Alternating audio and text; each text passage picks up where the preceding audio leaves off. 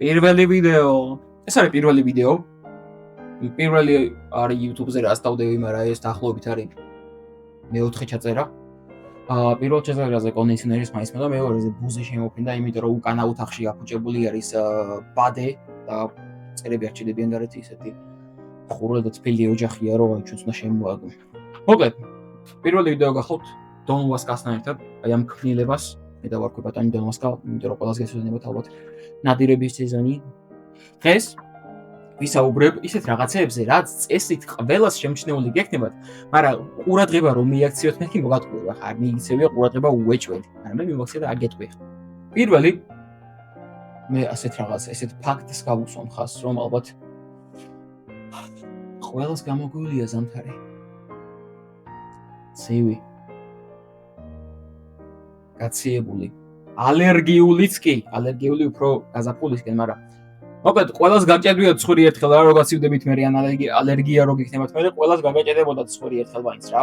თუ ღმერთისგან მივიწყებული ხალხი ხართ, შეიძლება ორივე ნესტო გაგაჭედოთ, მაგრამ თუ ღმერთს ოდა მაინც ახსოვხართ, ცალი მხარე გახსნილი გექნებათ. გაიმახსოვრეთ ეს 2025 წლის რომელიღაცა აგვისტო. მაგრამ ვისაც ორივე ნესტო გაჭედილი გაქვთ, ალბათ ეს ვარიანტიც გქონიათ რა, რომ ან წამლები დალიოთ ბევრი ან სქვეში შეისხათ რაღაცა რომ გაიხსნას, ან ინჰალაცია გაიგეთოთ და გაიხსნას. მოკლედ ბევრს იწვალებთ და ცალი ნესტო მაინც გაგეხსნებათ, რომ ღამე რო წამოწვევით ისუნთქოთ. მაგრამ ეხლა აქ არსებობს მეორე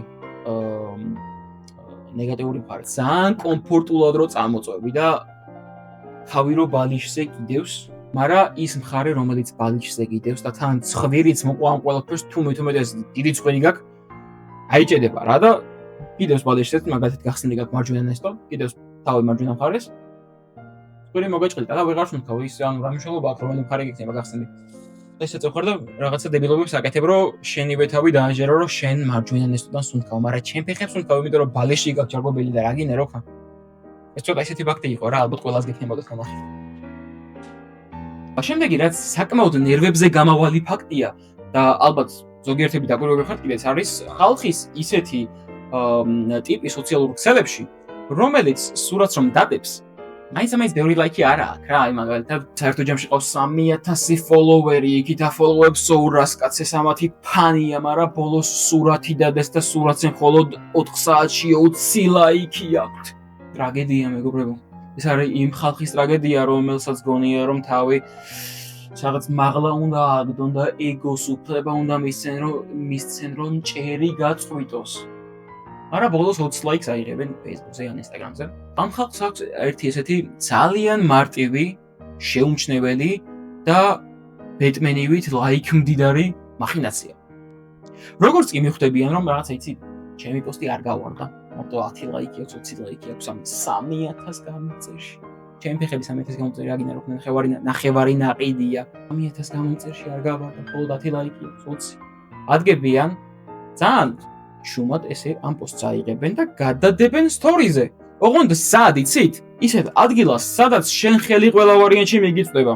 გიჭირავს ტელეფონი და აჭერს სტორიებს, იმიტომ რომ ნერვოზ გიშლის, აი წითელი რაღაცა რო ანათებს, ან Facebook-ზე თუ ხარ ლურჯი რაღაცა რო ანათებს. მაგრამ არსებობს ისეთი ხალხი, რომელიც აიღებს თავიანთ დადებულ სურათს, გადადებენ სტორიზე და იმის მაგივრად, რომ დადონ შუაში, როგორც ზუკერბერგმა განსაზღვრა, გადაწევენ ცოტათი მარჟვნივ.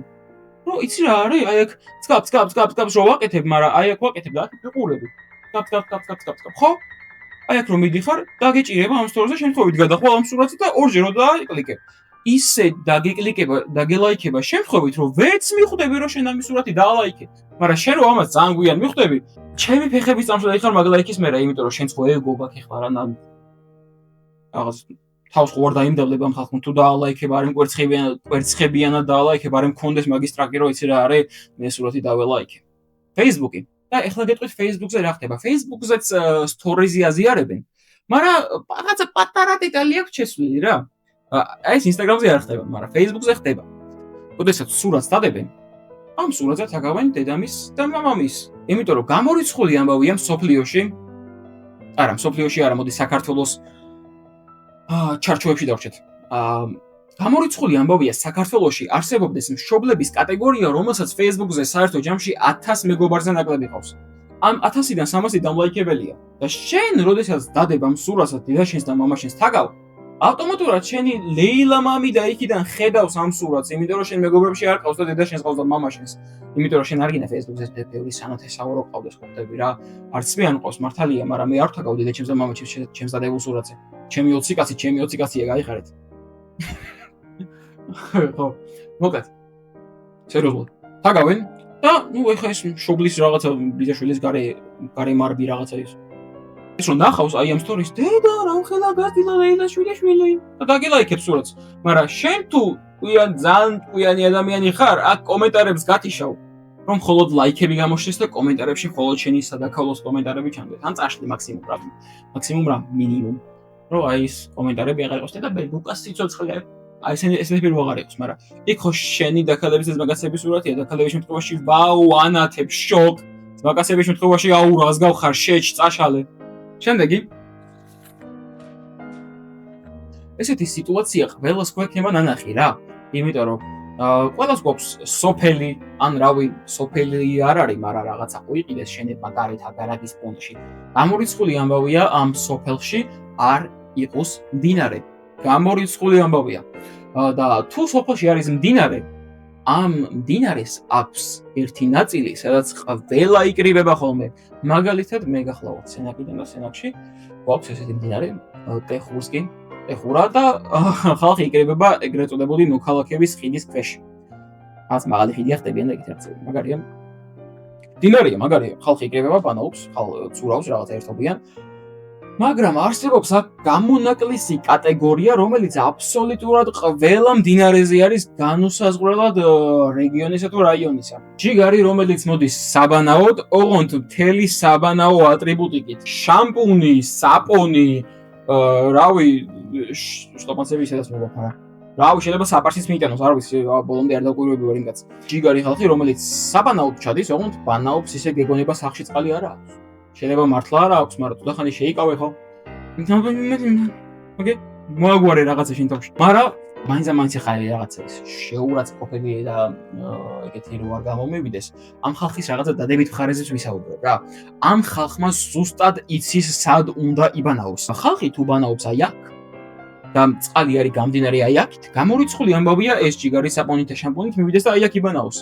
იმიტომ რომ ხალხს პატივს ცემს იქ ხო არ მივა. წამოვა და გამდინარე წყალში იქით ჩავა, იყვინთავებს ისე